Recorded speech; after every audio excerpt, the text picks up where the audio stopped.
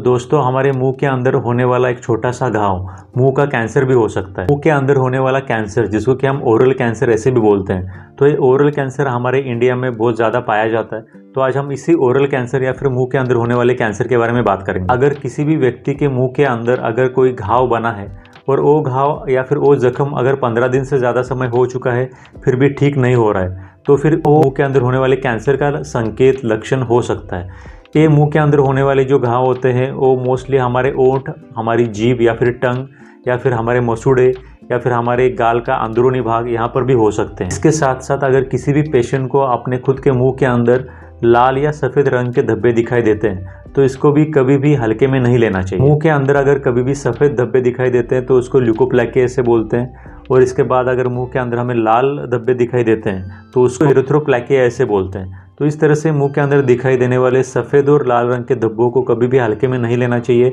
ये भी मुंह के अंदर होने वाले ओरल कैंसर का शुरुआती लक्षण हो सकता है। इसके साथ साथ किसी भी पेशेंट को खाना चबाते समय दर्द होना या फिर खाना निगलते समय दर्द होना, ये भी मुंह के अंदर होने वाले कैंसर का शुरुआती लक्षण हो सकता है। इसके बाद किसी भी व्यक्ति के मुंह के अंदर या फिर गर्दन के अंदर गांठ होना, ये भी मुंह के कैंसर का शुरुआती लक्षण हो सकता है। और ये मुंह या फिर गर्दन के अंदर जो गांठ होती है, ये ज़रूरी नहीं कि इस गांठ में हमेशा दर्द महसूस हो।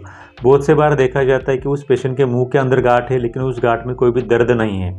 इसके साथ साथ बहुत से बार उस पेशेंट के गले के अंदर भी देखते हैं कि गले के अंदर गांठ होती है लेकिन उस पेशेंट को उस गांठ से कोई तकलीफ या फिर उस गांठ के अंदर कोई दर्द नहीं होता है। आवाज़ का बदलना, इसके साथ साथ ज़बान खोलने में या फिर मुंह खोलने में तकलीफ होना, इसके बाद खाना निगलने में तकलीफ होना, गले के अंदर या फिर माउथ के अंदर जकड़न महसूस होना, मुंह ठीक से पूरी तरह से ना खुल पाना, ये सभी लक्षण ऐसे हैं जो कि उस पेशेंट में माउथ कैंसर की ओर इशारा करते हैं। तो दोस्तों ये सभी लक्षण माउथ कैंसर में देखे जाते हैं। इसमें से कुछ लक्षण माउथ कैंसर में शुरुआती समय पर भी आ सकते हैं, कुछ लक्षण कैंसर थोड़ा बढ़ने के बाद भी दिखाई दे सकते हैं। तो इसके लिए तंबाकू, गुटखा और पान से दूरी रखें और लक्षण दिखाई देने पर देर ना करें।